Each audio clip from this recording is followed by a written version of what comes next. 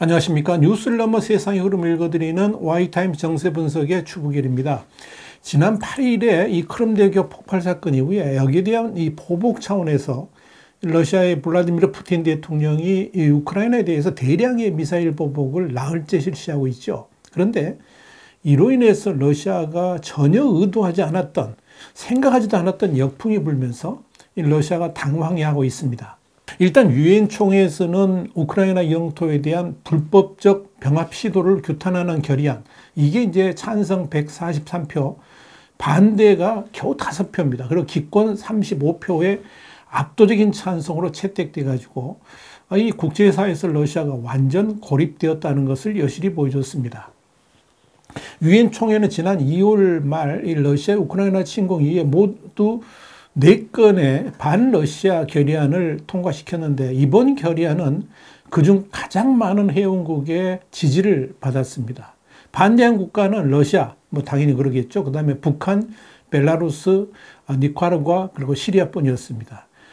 러시아의 우방국이라고 할 수 있는 중국, 인도, 파키스탄 등은 기권했습니다. 자, 이렇게 유엔 총회의 러시아 비판 결의안은 느슨해졌던 서방국들을 다시 재정비하고 결속시키는 효과를 가져왔다, 이렇게 볼 수 있습니다.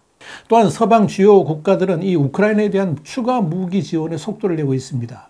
BBC가 현지 시간으로 13일 보도한 바에 따르면 영국 국방부가 미국의 첨단 지대공 미사일 체계, 그러니까 나삼스라고 부르는데요. 이 나삼스와 함께 사용할 수 있도록 중거리 공대공 미사일, 이게 암람이라고 합니다. 이 암람을 몇 주 안에 우크라이나에 제공할 것이다, 이렇게 밝혔는데, 영국이 처음으로 제공하는 중거리 공대공 미사일, 그러니까 암람은 순항 미사일을 격추할 수 있는 로켓입니다.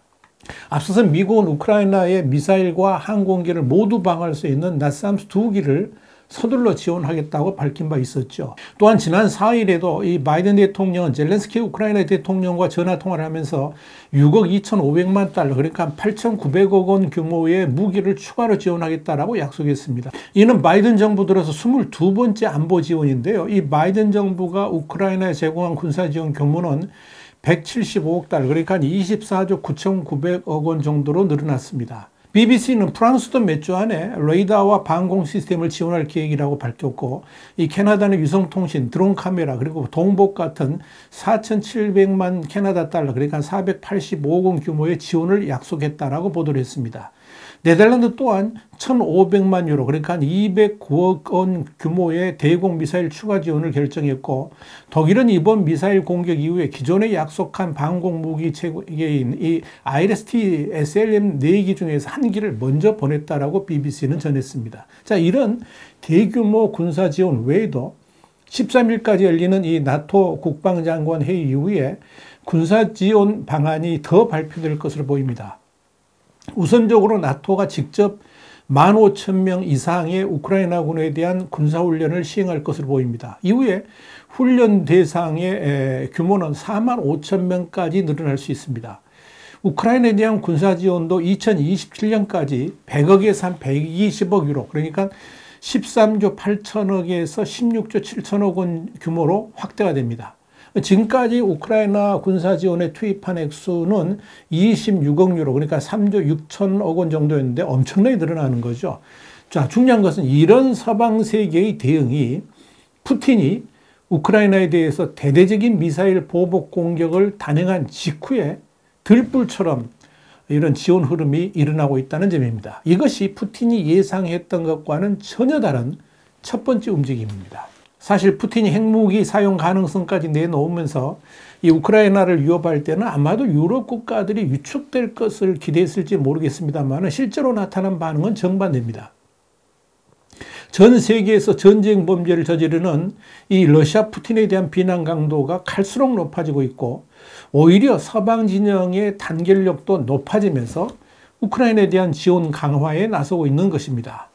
그런 흐름은 미국의 로이드 오스틴 국방장관의 발언에서도 확인할 수가 있습니다. 오스틴 장관은 이날 러시아의 최근 미사일 공격으로 악의와 잔혹성이 드러났다 그랬습니다.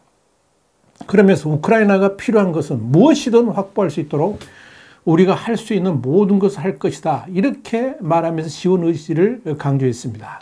CNN은 이런 서방 진영의 군사 지원 확대와 관련해서 러시아의 미사일 공습 직후에 미국과 독일 등이 우크라이나의 이 첨단 방공 시스템 지원 속도를 내고 있다 그러면서 러시아는 이번 공격으로 우크라이나군의 전투 의지를 키우고 서방의 군사 장비 공급 속도를 높이는 전략적 판단 오류를 저질렀다. 이렇게 분석을 했습니다.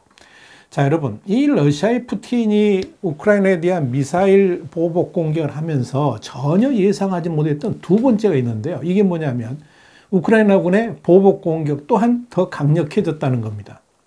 영국의 텔레그라프는 13일 영국 정보당국의 발표를 인용해가지고 러시아군이 결국 헤르손에서도 철수하기 시작했다 그랬습니다. 그러면서 10월 초에 약 20km 정도 후퇴한 바 있었는데 또다시 러시아군이 약 21km 정도 후퇴했다라고 보도를 했습니다. CNN도 13일 우크라이나 군대가 헤르손 남쪽 지역으로 계속 진격하면서 5개 지역을 해방시켰고 최근에만 약 2,400제곱킬로미터를 탈환했다라고 전했습니다. 이런 우크라이나군의 진격이 의미가 있는 것은 푸틴이 우크라이나 점령 지역의 합병을 발표한 핵심 지역이 바로 헤르손이기 때문에 그렇습니다. 이런 우크라이나군의 진격은 사실상 푸틴의 피해 보복을 뚫고 반격을 감행하고 있다는 점에서 푸틴에게는 아주 뼈아프다고 할 수 있을 겁니다. 다시 말씀드려서 러시아의 우크라이나 공습에도 우크라이나군이 전혀 움츠러들지 않고 공세를 펼치면서 반전을 꾀하고 있기 때문에 그런 겁니다. 이 헤르손 지역만 우크라이나군이 진격하는 게 아니고 남부 자포리자 주의 멜리토폴에서도 거센 공격이 이어지고 있습니다. 정말 흥미로운 건 뭐냐면 우크라이나를 향한 푸틴의 보복 공격에서 또다시 러시아 국방력의 실체가 여실히 드러나고 있다는 겁니다. 우선 러시아군이 발사한 미사일과 공격용 드론 절반 이상이 이 우크라이나군의 구식 방어망으로도 격추가 됐습니다. 이건 러시아군의 무기 조달 능력의 한계를 그대로 보여줍니다. 최근에는 이 우크라이나 병사가 사용한 휴대용 무기에 러시아 순항 미사일 2기가 추락한 사실이 전해지면서 굴욕을 당하고 있습니다. 젤렌스키 우크라이나 대통령은 현지 시간으로 11일 영상연설을 통해서 오늘 러시아군이 발사한 미사일 28발 중 20발을 격추했다 그러면서 러시아군 순항 미사일 2기를 명중시킨 드미트리 shum스키 병사에게 경의를 표한다 그랬습니다.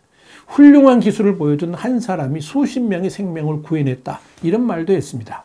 젤렌스키 대통령이 언급한 shum스키 병사는 북동부 체르니우 전선에서 싸우는 대공 미사일 소대 소속인데요. 전날 이 스팅어 미사일을 사용해가지고 러시아군 크루즈 미사일 2기를 격추하는 데 성공했습니다. 스팅어는 미국의 대표적인 단거리 이 휴대용 대공 미사일이죠. 이 어깨 위에 올려놓고 쏠 수가 있습니다. 한편 우크라이나 국방부는 지난 9일에도 러시아가 오늘 아침 우크라이나에 75기의 미사일을 발사했지만 그중 41기가 격추됐다. 이렇게 밝혔습니다. 러시아군이 우크라이나를 공격하면서 대거 투입하고 있는 이란산 드론도 그 능력이 형편없는 것으로 쏙쏙 확인되고 있습니다.